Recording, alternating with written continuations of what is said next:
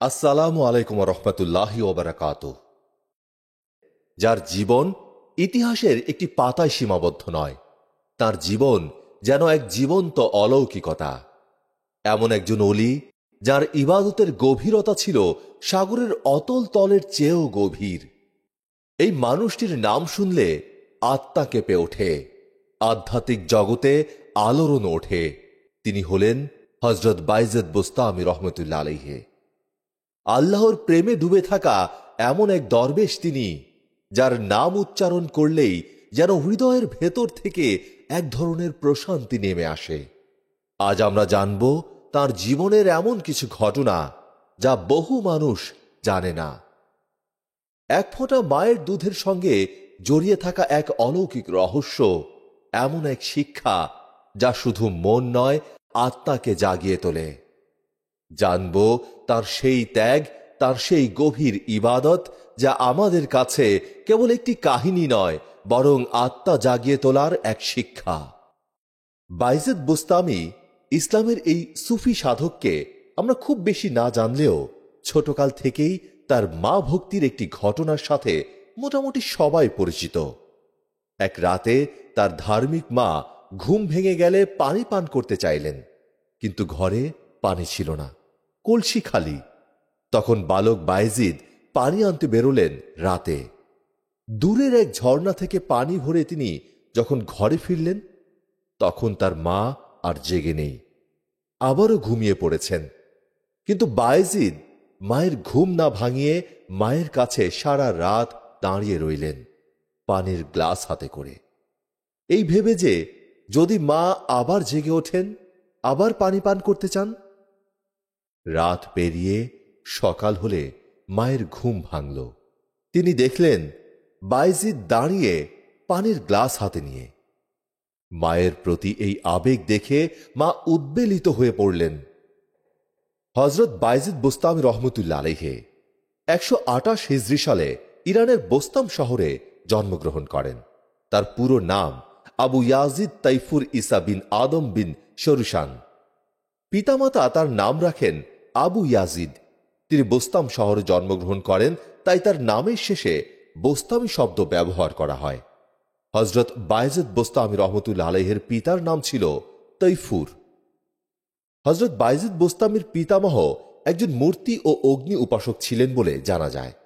পরবর্তীতে তার পিতা ইসলাম ধর্ম গ্রহণ করেন এবং আল্লাহ সুবহানাহু ওয়া তাআলার নেক বান্দা হিসেবে পরিগণিত হন। তার পিতা ছিলেন প্রকৃত ঈমানদার, ন্যায়পরায়ণ এবং শান্ত ও সৎ চরিত্রের মুসলমান। হযরত বাইজিদ বুস্তামি রহমতুল্লাহ আলাইহি ছোটবেলায় সময় কাটাতেন ঘর থেকে মসজিদ এবং মসজিদ থেকে ঘরে আসা যাওয়ার মধ্য দিয়ে। হযরত বাইজিদ বুস্তামি রহমতুল্লাহ আলাইহি ভবিষ্যতে যে একজন কামেল মানুষ হবেন, তা তার শৈশবেই প্রতিভাত হয়। যেমন তিনি অন্য শিশুদের মতো খেলাধুলা ও হৈ হুল্লোড়ে অযথা সময় নষ্ট করেননি। তিনি শৈশব থেকে মহান আল্লাহ তাআলার ইবাদত ও মায়ের খেদমতেই লিপ্ত থাকতেন। হযরত বাইজিদ বুস্তামি রহমতুল্লাহ আলাইহির পিতামাতা ছোটবেলা থেকেই তার বিদ্যা শিক্ষার জন্য বিশেষ উদ্যোগ নেন। তার জন্য বাসায় কয়েকজন শিক্ষক নিয়োগ করেন। তার পিতাও তাকে শিক্ষাদান করেন। তার বয়স বাড়ার সাথে সাথে শুধু গৃহশিক্ষকের ওপর নির্ভর করতে না পারায় তাকে মাদ্রাসায় ভর্তি করিয়ে দেওয়া হয়। এর মধ্যে তার পিতা মৃত্যুবরণ করেন। তবে তার মাতা ছিলেন অত্যন্ত বুদ্ধিমতী। স্বামীর অকাল মৃত্যুতে তিনি বিচলিত হননি। তার পরিবারের আর্থিক অবস্থা মোটামুটি সচ্ছল ছিল, তাই পিতার অকাল মৃত্যু তার শিক্ষা জীবনে কোনো বিরূপ প্রভাব ফেলতে পারেনি। তিনি মেধাবী ছাত্র ছিলেন, তাই মাদ্রাসায় তিনি সহজেই শিক্ষকদের সুনজরে পড়েন। একদিন তিনি বাড়ি গিয়ে তার মাকে বললেন, আল্লাহর খেদমতে আমাকে ছেড়ে দিতে হবে, আমি সম্পূর্ণভাবে আল্লাহর গোলাম হব। হযরত বাইজিদ বুস্তামি রহমতুল্লাহ আলাইহির মা বললেন, আমি তোমাকে আল্লাহর খেদমতে ছেড়ে দিলাম। তারপর বাইজিদ বুস্তামি মায়ের কাছ থেকে বিদায় নিয়ে চলে যান ধর্মীয় জ্ঞান অর্জন করার জন্য। উচ্চ মাকাম অর্জনের জন্য 113 জন বিশিষ্ট শিক্ষকের নিকট থেকে প্রয়োজনীয় নির্দেশনা ও অনুপ্রেরণা লাভ করেন। তার বিশিষ্ট শিক্ষকদের মধ্যে হজরত ইমাম জাফর সাদিক ও হজরত শফিক বলখি রহমতুল্লাহ আলাইহি ছিলেন অন্যতম। বাইজিদের জন্মের পূর্ব থেকেই ইসলামে সুফিবাদের বিক্ষিপ্ত কিছু প্রভাব দেখা যায়। তবে সুফিরা দাবি করেন বাইজিদ সুফিবাদকে জনপ্রিয় করে সুফিবাদকে একটি দৃঢ় ভিত্তির ওপর প্রতিষ্ঠিত করে যান। হজরত বাইজিদ বোস্তামি রহমতুল্লাহ আলাইহির সারা জীবন কেটেছে স্রষ্টা সাধনায়। ছোটবেলা থেকেই স্রষ্টা চিন্তায় আচ্ছন্ন ছিলেন তিনি। সম্ভবত নবী মুসা আলাইহিসসালাম বা নবী করিম সাল্লাল্লাহু আলাইহি সাল্লামের আদর্শে অনুপ্রাণিত হয়ে স্রষ্টা মগ্নতায় ভেবেছিলেন, তারাও যদি স্রষ্টার সাথে দেখা করতে পারে, আমিও নিশ্চয় পারব। মনের আকাঙ্ক্ষা বাস্তবায়নে প্রবল বিশ্বাস নিয়ে তিনি তিনবার আল্লাহর ঘর মক্কা শরীফ ভ্রমণ করেন, সরাসরি আল্লাহ তাআলার সাক্ষাৎ পেতে। প্রাচীন সুফিবাদের গবেষক থেকে জানা যায়, পরিণত বয়সে তার আল্লাহর সাথে দেখা করতে মক্কায় যাওয়ার কাহিনী। হজরত বাইজিদ বোস্তামি রহমতুল্লাহ আলাইহি প্রথমবার মক্কায় গিয়ে শূন্য ঘর ও কিছু পাথর ছাড়া কিছুই দেখতে পেলেন না। ভাবলেন হয়তো আল্লাহ তার তীর্থ ভ্রমণ গ্রহণ করেননি, তাই দেখা দেননি। দ্বিতীয়বার আবার গেলেন সেখানে, ওই ঘর আবারও দেখতে পেলেন এবং সেই সাথে ওই ঘরের প্রভুকে দেখতে পাওয়ার দাবি জানালেন। তবে এই ঘরের প্রভুটি কে? তিনি মানুষ নাকি দেবতা নাকি আল্লাহ? উনি দেখতে কেমন? কি তার আকার আকৃতি, বেশভূষা? কিছুই তিনি ব্যাখ্যা করেননি। বোধ করি মক্কায় তখন আরো অনেক লোক ছিল, তারা কেউই হজরত বাইজিদ বোস্তামি রহমতুল্লাহ আলাইহির এই দাবির পক্ষে সাক্ষ্য দেননি। তবে স্রষ্টার সাক্ষাৎ পেতেই হবে, এই সংকল্প নিয়ে তৃতীয়বারের মতো তিনি আবার মক্কায় গেলেন। এইবার শুধু ঘরের প্রভুটিকে দেখতে পেলেন। তখন আত্ম উপলব্ধি করে বললেন, বাইজিদ, তুমি নিজেকে না জেনে গোটা পৃথিবী জানলেও তুমি সত্যিকারের স্রষ্টা ভক্ত হতে পারবে না। যখন তুমি নিজেকে জানবে, তখন তুমি স্রষ্টাকে চিনতে পারবে। তারপর হজরত বাইজিদ বোস্তামি রহমতুল্লাহ আলাইহির বোধোদয় হল, মানুষের নিজের মনের মাঝেই স্রষ্টা বিরাজমান, শুধু তাকে দেখার মতো অন্তর্দৃষ্টি চাই। আরো উপলব্ধি জন্মাল, মানুষের কল্পনার স্রষ্টার আর প্রকৃত স্রষ্টার মধ্যে বিস্তর ব্যবধান। মক্কাকে আল্লাহর ঘর মেনে নিলেও আল্লাহকে দেখার ইচ্ছা নিয়ে কোনো মুসলমান মক্কায় যায় না, কারণ তারা ভালো করেই জানে এখানে আল্লাহ বাস করেন না। অথচ বাইজিদ বোস্তামি রহমতুল্লাহ আলাইহি একথা জেনেও বারবার মক্কায় গেলেন আল্লাহ সুবহানাহু ওয়া তাআলাকে দেখতে। তার এই অবুঝ শিশুসুলভ চিন্তা ভাবনার জন্যই তাকে সুস্থ মানসিকতা সম্পন্ন ব্যক্তি পর্যায়ে বিবেচনা করতে কেন জানি বারবার গুণীজনরা দ্বিধাদ্বন্দ্বে ভোগেন। এছাড়া তার এই দর্শন প্রকৃত ইসলামের পরিপন্থী। ইসলামের মূল আদর্শ আল্লাহকে খুঁজে বের করে আল্লাহর সাথে সাক্ষাৎ করা নয়, আল্লাহ ও নবীর প্রতি বিশ্বাস আনাই ইসলামের মূল কথা। এমনটাই ব্যক্ত করেছেন ইসলামের বিশ্লেষকগণ। হজরত বাইজিদ বোস্তামি রহমতুল্লাহ আলাইহির জীবদ্দশায় তার এই আল্লাহ দর্শন নিয়ে প্রচুর মতবিরোধের জন্ম দিয়েছিল। অবশেষে হজরত বাইজিদ বোস্তামি রহমতুল্লাহ আলাইহি 874 সালে 70 বছর বয়সে পরলোক গমন করেন। তাকে সমাধিত করা হয় বোস্তাম শহরেই। মৃত্যুর পূর্বে কেউ একজন তার বয়স জিজ্ঞাসা করলে তার জবাবে তিনি বোঝাতে চেয়েছিলেন, শেষ 4 বছর বাদ দিলে বাকি জীবনটা তিনি কাটিয়েছেন এক ঘোরের মধ্যে। ইসলামের সেই সুফি সাধক হজরত বাইজিদ বোস্তামির নামেই আমাদের চট্টগ্রামে গড়ে উঠেছে এক মাজার। তখনকার সময় সিল্ক রুটের যুগে ভারত, চীন আর মধ্যপ্রাচ্যের পথে এক গুরুত্বপূর্ণ বন্দর ছিল এই চট্টগ্রাম। এই পথেই প্রথম মুসলিমরা চীনে গিয়েছিল। সম্ভবত হজরত বাইজিদ বোস্তামির অনুসারীরা 9ম শতকে এই বন্দর নগরীতে এসেছিলেন এবং তাদের প্রভাবেই এই মাজার এখানে গড়ে ওঠে। ভক্তরা দাবি করেন হজরত বাইজিদ বোস্তামি এই অঞ্চলে এসেছিলেন এবং ভক্তদের ভালোবাসা দেখে নিজের কনিষ্ঠ আঙ্গুলি থেকে কয়েক ফোঁটা রক্ত চট্টগ্রামের মাটিতে ঢেলে দেন এবং সেখানে একটি মাজার বানানোর অনুমতি দেন। একবার হযরত বাইজিদ বোস্তামি রহমতুল্লাহ আলাইহির মা বিছানায় শুয়ে ঘুমিয়ে পড়লেন। ঘরের দরজা খোলা, হু হু করে ঠান্ডা বাতাস আসছে। তিনি ছেলেকে একখানা পাল্লা বন্ধ করতে বলে ঘুমিয়ে পড়লেন, কিন্তু দরজার কোন পাল্লা তিনি বন্ধ করতে বললেন এ কথা আর মাকে জিজ্ঞাসা করা হল না। তিনি দরজার সামনে দাঁড়িয়ে একখানা পাল্লা খোলেন, আরেকখানা বন্ধ করেন, আর এভাবে দরজার পাল্লা নিয়ে সারা রাত কাটিয়ে দিলেন। মায়ের যখন ঘুম ভাঙল তখন ছেলেকে এ অবস্থায় দেখে বললেন, তুমি এরূপ করছো কেন বাবা? ছেলে সব কথা খুলে বললেন। ছেলের জন্য তার খুব কষ্ট হল, কিন্তু আনন্দও কম পেলেন না। এমন পুত্র রত্ন পেয়েছেন বলে তিনি মহান আল্লাহর প্রতি কৃতজ্ঞতা প্রকাশ করলেন, আর পুত্রের মঙ্গল কামনা করে আল্লাহর দরবারে দোয়া করলেন। বলা বাহুল্য, মহিমাময় আল্লাহ সুবহানাহু ওয়া তাআলা সঙ্গে সঙ্গে প্রার্থনা কবুল করেন। ধন্য জননী আর ধন্য পুত্র। হযরত বাইজিদ বোস্তামি রহমতুল্লাহ আলাইহি তার জননীর কাছ থেকে বিদায় নিয়ে সিরিয়া যাত্রা করেন। সেখানে পৌঁছে একটানা ৩ বছর নির্জন অরণ্যে তিনি আল্লাহর ধ্যানে মগ্ন হন। শুধু তাই নয়, এ সময় তিনি অন্তত ১১৩ জন সিদ্ধ পুরুষের সঙ্গে দেখা করে তাদের প্রসন্ন দৃষ্টি ও আশীর্বাদ লাভ করেন।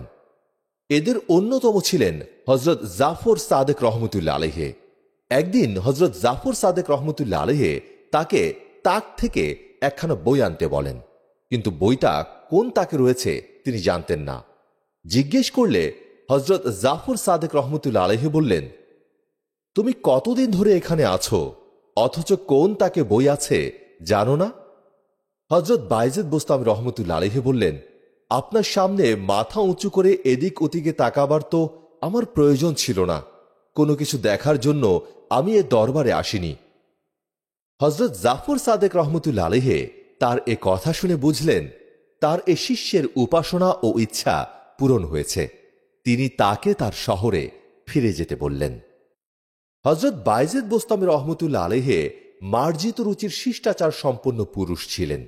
তার বাড়ি থেকে মসজিদের দূরত্ব ছিল ৪০ কদমের মতো, কিন্তু নামাজের উদ্দেশ্যে রওনা দিয়ে তিনি রাস্তায় কোনোদিন থুতু নিক্ষেপ করতেন না। এক সিদ্ধ পুরুষকে তিনি কেবলার দিকে ফিরে থুতু ফেলতে দেখেন।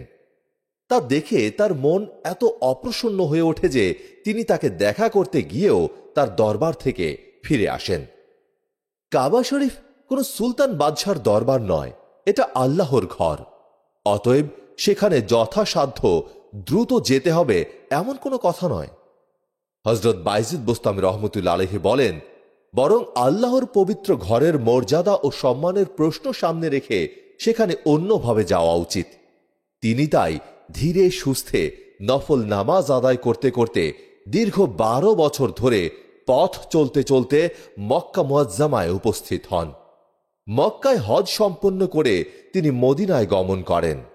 তিনি আলাদা করে মদিনার পাক রওজা ভূমি জিয়ারত করার প্রয়োজনীয়তা অনুভব করেন, কেননা তার মনে হয় মক্কায় হজের উদ্দেশ্যে উপস্থিত হয়ে ওই সঙ্গে রওজা ভূমি জিয়ারত করা রওজার জন্য অমর্যাদাকর। সেখানে স্বতন্ত্রভাবে গমন করতে হবে। একবার হযরত বাইজিদ বোস্তামি রহমতুল্লাহ আলাইহি ফিরছেন কবরস্থান থেকে। পথে এক যুবকের সঙ্গে দেখা। এক আমির তনয় বাদ্যযন্ত্র বাজিয়ে ফুর্তি করছেন। তিনি নরম কথায় তাকে থামতে বললেন। তাতে যুবকের বেশ রাগ হল। সে তাকে অশ্লীল ভাষায় গালিগালাজ করতে শুরু করল। তখন হযরত বাইজিদ বোস্তামি রহমতুল্লাহ আলাইহি পাঠ করলেন, লা হাওলা ওয়ালা কুওয়াতা ইল্লা বিল্লাহ।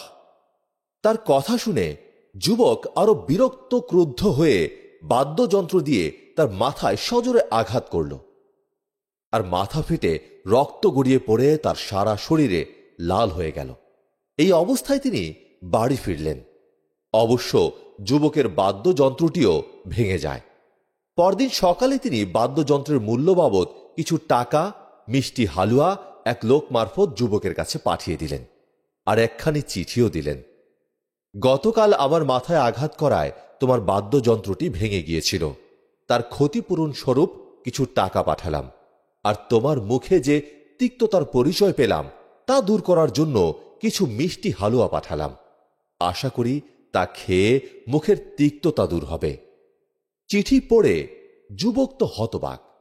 যাকে অকথ্য ভাষায় গালিগালাজ করলাম, মাথা ফাটিয়ে সর্বাঙ্গ রক্তরঞ্জিত করলাম, আর সে কিনা আমার জন্য এত দয়া দেখালো। বুকের ভেতর যেন ভাবনায় ঘূর্ণিঝড় বয়ে গেল। সে ছুটে গেল হযরত বাইজিদ বোস্তামি রহমতুল্লাহ আলাইহির দরবারে আর লুটিয়ে পড়ল তার পায়ের তলায়। ক্ষমা চাই, ক্ষমা। বলা বাহুল্য, হযরত বাইজিদ বোস্তামি রহমতুল্লাহ আলাইহি তাকে ক্ষমা করলেন। একদিন এক গলিপথ দিয়ে হযরত বাইজিদ বোস্তামি চলেছেন, সঙ্গে রয়েছে শিষ্যের দল। হঠাৎ উল্টো দিক থেকে এসে পড়ল এক কুকুর। বাইজিদ বোস্তামি রহমতুল্লাহ আলাইহি ও শিষ্যগণ একপাশে সরে গেলেন। কুকুরটি চলে গেল। শিষ্যগণ জিজ্ঞেস করলেন, মানুষ হল সৃষ্টির শ্রেষ্ঠ জীব আর কুকুর নিকৃষ্ট, তৎসত্ত্বেও আপনি তাকে পথ ছেড়ে দিলেন। হযরত বাইজিদ বোস্তামি রহমতুল্লাহ আলাইহি বললেন, কুকুরটি আমাকে জিজ্ঞেস করেছিল আজকের দিনে আমাকে কুকুর আর আপনাকে শ্রেষ্ঠ অলি হিসেবে কেন নির্দিষ্ট করা হলো? আমার এমন কি অপরাধ ছিল আর আপনারই বা এমন কি পুণ্য ছিল যার ফলে এমন তারতম্য হল? আরও একদিন একটি কুকুর তার পাশ দিয়ে চলে গেল। তিনি তার কাপড়ের আঁচল সরিয়ে নিলেন। কুকুর বলল, আপনি এরকম করলেন কেন? আমার শরীর শুকনো হলে তো নাপাক নয়, আর যদি ভেজাও হয় তাহলে আমার ছোঁয়া লাগলে আপনি পানি দিয়ে ধুয়ে পাক করে নিতে পারতেন, কিন্তু আপনি যা করলেন তা নিছক অহংকার ছাড়া কিছুই না। আর এ অহংকার রূপ অপবিত্রতা 7 সমুদ্রের পানি দিয়ে ধুয়ে ফেললেও তা কখনোই পবিত্র হবে না। হযরত বাইজিদ বোস্তামি রহমতুল্লাহ আলাইহি বললেন, তা ঠিক, তোমার অসুচিতা বাইরের আর আমার অপবিত্রতা ভেতরের। অতএব এসো আমরা একত্রে অবস্থান করি, তাতে আমার অসুচিতা কিছুটা দূর হতে পারে। কুকুর বলল, তা হতে পারে না, কেননা আমি আল্লাহর বিতাড়িত ও ঘৃণিত জীব, আর আপনি তার প্রিয় দাস। দ্বিতীয়ত, আমি বর্তমান ছাড়া অন্য দিনের একখানা হাড়ও সঞ্চয় করি না, কিন্তু মানুষ সারা বছরের খাবার সংগ্রহ করে রাখে। আমাদের উভয়ের মধ্যেই রয়েছে প্রকৃতগত ব্যবধান। হযরত বাইজিদ বোস্তামি রহমতুল্লাহ আলাইহি দুঃখ করে বললেন, হায় কি আফসোস, আমি একটি কুকুরের সংস্পর্শে থাকার উপযুক্ত নই। তাহলে মহান আল্লাহর নৈকট্য লাভের উপযুক্ত কিভাবে হতে পারি? প্রশংসা সেই মহান আল্লাহ পাকের, তার সৃষ্টি ও নিকৃষ্ট জীব থেকে মানুষের শিক্ষা হয়। হযরত বাইজিদ বোস্তামি রহমতুল্লাহ আলাইহি রাসূল করিম সাল্লাল্লাহু আলাইহি সাল্লামের রওজা মোবারক জিয়ারতের উদ্দেশ্যে মদিনা মুনাওয়ারা সফরের প্রস্তুতি গ্রহণ করলেন। অনেক ভক্ত মুরিদও তার সফর সঙ্গী হলেন। সফরের প্রয়োজনীয় জিনিসপত্রের বোঝা তিনি উটের পিঠের ওপর রাখলেন। বোঝার আকার একটু বড় দেখে কিছু লোক বলে উঠলেন, এত বড় বোঝা প্রাণীর ওপর রাখা বুজুর্গদের শানের খেলাপ, যেহেতু এর দ্বারা তাদের কষ্ট হয়। এটা শুনে তিনি বললেন, বোঝা আমি উটের পিঠের ওপর রাখছি কিনা ভালো করে দেখুন। সবাই মনোযোগ দিয়ে দেখল যে ঠিকই বোঝা উটের পিঠের ওপর নয়, বরং উটের পিঠ হতে সামান্য উপরে ঝুলন্ত অবস্থায়। সবাই আশ্চর্য হয়ে ভুল বুঝতে পেরে তার কাছে ক্ষমা প্রার্থনা করলেন। তিনি ক্ষমা করে দিয়ে সবাইকে উদ্দেশ্য করে বললেন, আমি এই সব কিছু গোপন রাখতে চাই, কিন্তু সমস্যা হলো অনেক সময় কিছু মানুষ না বুঝে সমালোচনা শুরু করে দেয়, ফলে তারা গুনাহের ভাগী হয়ে যায়। সে সময় আমাকে বাধ্য হয়ে তাদেরকে গুনাহ থেকে বাঁচানোর জন্য আসল রহস্য প্রকাশ করতে হয়। আবার প্রকাশ করতে গিয়ে আরেক সমস্যা দেখা দেয়। কারামত সমূহ দেখে মানুষ এমনভাবে হতভম্ব হয়ে যায় যে তাদের হুঁশ পর্যন্ত চলে যায়। একবার হযরত বাইজিদ বোস্তামি রহমতুল্লাহ আলাইহি ঘুম থেকে উঠে বললেন, আমি আজ রাতে সিদরাতুল মুনতাহা পর্যন্ত গিয়েছিলাম, যেখানে জিব্রাইল আলাইহিস সালামের চেয়েও সামনে কেউ যেতে পারে না। সেখানে আমি নিজের অস্তিত্ব হারিয়ে ফেলেছিলাম। এই ঘটনাটি বোঝায় তিনি আল্লাহর এত নিকটে গিয়েছিলেন যে নিজের সত্তাকেই ভুলে গিয়েছিলেন। তিনি কখনো বলেননি আমি অলি। মানুষই চিনেছে তার সত্তা। আল্লাহর প্রিয় বান্দারা কখনো নিজেদের মর্যাদা নিয়ে গর্ব করে না। বাইজিদ বোস্তামি রহমতুল্লাহ আলাইহি ছিলেন ঠিক তেমন। তার মুখে অহংকারের চিহ্ন মাত্র ছিল না। তিনি শুধু আল্লাহর ভালোবাসা চেয়েছেন, আর সেটাই পেয়েছেন। হযরত বাইজিদ বোস্তামি রহমতুল্লাহ আলাইহি বলেন, তুমি যতদিন নিজের আমিকে ভালোবাসবে ততদিন আল্লাহর কাছে দূরেই থাকবে। এছাড়া তিনি আরো বলেন, আমি যখন জানলাম আল্লাহই সবকিছু, তখন আমি নিজের সব চাওয়া ভুলে গেলাম। যে মানুষটি সারা জীবন আল্লাহর ভালোবাসার জন্য নিজেকে বিলিয়ে দিলেন, যিনি নিজের নফসকে দমন করে আত্মশুদ্ধি অর্জন করলেন, সেই বাইজিদ বোস্তামি রহমতুল্লাহ আলাইহি অবশেষে তার রবের ডাকে সাড়া দেন। তিনি ইন্তেকাল করেন 874 খ্রিস্টাব্দে, প্রায় 260 হিজরি সালে। তার ইন্তেকালের আগ পর্যন্ত তিনি সাধনায়, ধ্যানে ও আল্লাহর ভালোবাসায় ডুবেছিলেন। মৃত্যুর সময় তিনি শুধু বলেছিলেন, হে আল্লাহ, এখন আমার তৃষ্ণা মিটে গেছে, আমি তোমার দিদারে যাচ্ছি। হযরত বাইজিদ বোস্তামি রহমতুল্লাহ আলাইহির কবরস্থান অবস্থিত ইরানের বোস্তাম শহরে, যেখানে আজও হাজারো মানুষ চোখ ভিজিয়ে যান। হযরত বাইজিদ বোস্তামি রহমতুল্লাহ আলাইহি আমাদের শেখান, আল্লাহর কাছে পৌঁছানোর সংক্ষিপ্ততম রাস্তা হচ্ছে মা বাবার খেদমত। তুমি যদি সেজদায় কাঁদো, আল্লাহ খুশি হন, কিন্তু তুমি যদি মায়ের পায়ে হাত রাখো, তাকে খুশি করো, আল্লাহ সুবহানাহু ওয়া তাআলা তখন আরো বেশি খুশি হন। তার জীবনের এই সত্য ঘটনাগুলো তোমাকে ও আমাকে একটাই দাওয়াত দেয়, আল্লাহর দরবারে পৌঁছাতে হলে আগে মায়ের কষ্ট বুঝতে শেখো। আল্লাহর ভালোবাসা লুকিয়ে আছে মায়ের দোয়ার ভেতরে। আশা করি ভিডিওটি আপনাদের ভালো লেগেছে। যদি সত্যি এই ভিডিওটি আপনাদের মন ছুঁয়ে যায়, তাহলে অনুরোধ রইল, লাইক দিন, কমেন্ট করুন, শেয়ার করুন।